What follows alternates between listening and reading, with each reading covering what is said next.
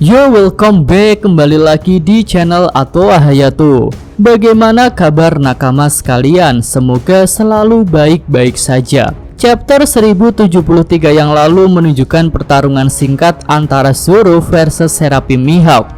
Saat itu serangan Seraphim Mihawk yang mengarah kepada Vegapunk Lilith bisa diblok dengan cepat dan tepat oleh Zoro. Setelah itu Seraphim Mihawk tampak mengeluarkan ekspresi takut. Dia seperti bisa merasakan bahwa orang yang menahan serangannya itu adalah orang yang kuat.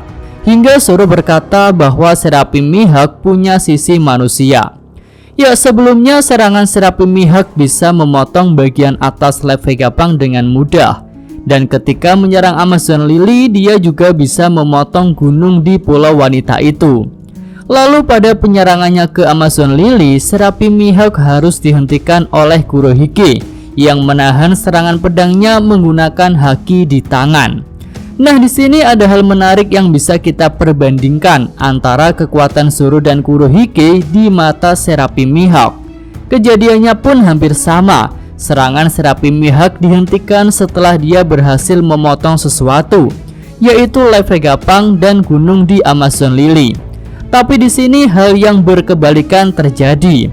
Ketika Seraphim Mihawk dan Kurohige bentrok di Amazon Lily, Kurohige tampak terkejut dengan besarnya kekuatan manusia buatan itu. Tapi ketika Seraphim Mihawk bentrok dengan Zoro di Egghead, Seraphim itulah yang malah terkejut dengan kekuatan Zoro. Ya, ini bisa menjadi petunjuk bahwa di mata Seraphim Mihawk, Zoro adalah orang yang lebih berbahaya daripada Kurohige. Tapi hal ini tentu tak bisa menjadi acuan secara global bahwa Zoro lebih kuat dari Kurohige. Setidaknya ada dua faktor yang membuat Seraphim Mihawk memang harus lebih waspada kepada Zoro. Pertama, ketika menahan Seraphim Mihawk di Amazon Lily, Kurohige tidak menggunakan kemampuan terbaiknya. Saat itu Kurohige menggunakan kemampuan haki untuk bertahan. Padahal kita tahu bahwa kemampuan terbaik Kurohige adalah menggunakan Devil Fruits-nya. Jadi jika ketika menahan Seraphim Mihawk Kurohige menggunakan Gura-Gura no Mi, mungkin hal itu akan lebih ditakuti oleh Seraphim pendekar pedang itu. Lalu yang kedua, Zoro bisa mengungguli Seraphim Mihawk pada jenis kemampuan terbaiknya. Ya, kita tahu kemampuan andalan Seraphim Mihawk adalah tebasan pedang karena dia adalah manusia buatan dari pendekar pedang terkuat di dunia. Lalu bagaimana jika seseorang dikalahkan pada kemampuan terbaiknya? Ya, tentu itu akan bikin kaget dan kena mental tentunya. Hal itulah yang dirasakan oleh Seraphim Mihawk ketika tebasan andalannya bisa ditahan oleh Zoro. Selain itu, Hausoku Haki Zoro juga bisa menjadi salah satu faktor mengapa Seraphim Mihawk terintimidasi saat beradu serangan dengan pendekar pedang kru topi jerami itu. Nah, ngomong-ngomong tentang Zoro, hingga chapter 1073 lalu, dia sudah berhadapan dengan dua lawan, yaitu Kaku dan Seraphim Mihawk. Dan dua-duanya terlihat tak bisa membuat Zoro bertarung dengan serius. Bahkan Kaku yang sudah mencapai wujud awakening tak bisa mendesak Zoro dengan serangan-serangan barunya yang lebih kuat. Dan malah Kaku bisa dijatuhkan dengan satu serangan balik dari Zoro. Ya, walaupun pertarungan itu berjalan singkat, tapi dapat kita lihat bahwa Zoro memang lebih kuat daripada Kaku. Lalu bagaimana dengan selanjutnya? Apakah pada chapter 1074 mendatang atau chapter-chapter selanjutnya Zoro akan dapat lawan yang lebih kuat? Ya, menarik untuk dinantikan. Saat ini ancaman yang lebih besar tentunya akan datang dari rombongan Admiral Kizaru yang bahkan datang sambil membawa salah satu Gorosei.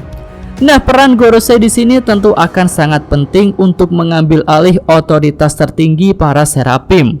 Lalu ada yang terlintas di pikiran Mimin saat Gorosei ikut dalam misi ke Egghead ini, yaitu apakah dia adalah orang yang kuat ataukah hanya kakek-kakek manja yang cuma bisa berpolitik saja. Ya, tentunya hal ini menarik untuk dibahas. Pertama, dari segi penampilan, Gorosei adalah orang yang tertutup dan sangat misterius.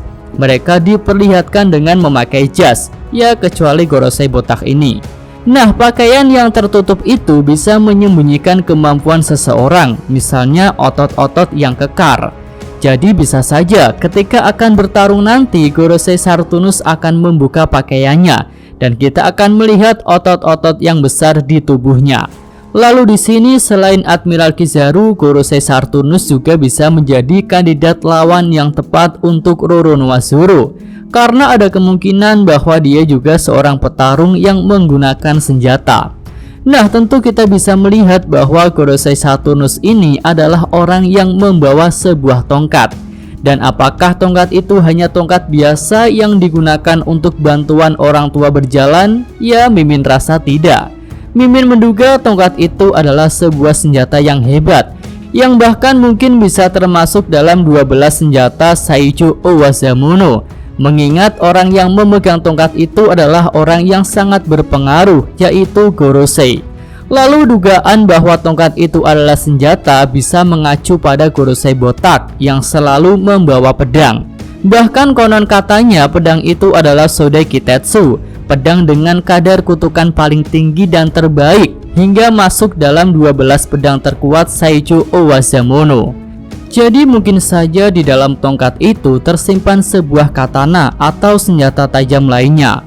Lalu Saijo Owazamono sendiri tidak semuanya berbentuk pedang atau katana, karena senjata Shiroige yang bukan katana saja sudah terkonfirmasi sebagai Saijo Owazamono.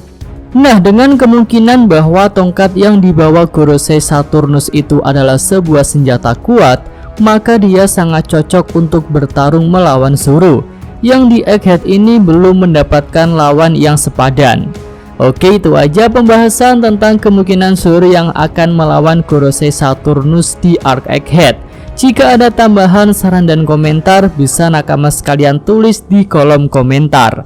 Yosa, Mimin, atau Hayato, terima kasih. Oke, cukup sekian video kali ini. Semoga nakama sekalian menyukainya. Terima kasih udah nonton ya. Jangan lupa kasih like dan subscribe channel Atwa Hayato. Yo!